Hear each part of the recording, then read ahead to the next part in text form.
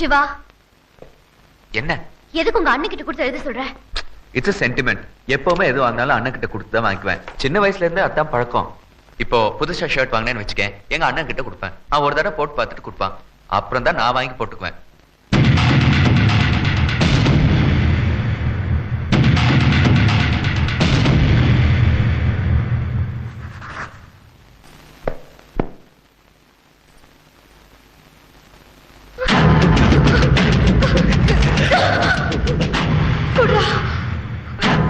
என்னடா எழுதிருக்க?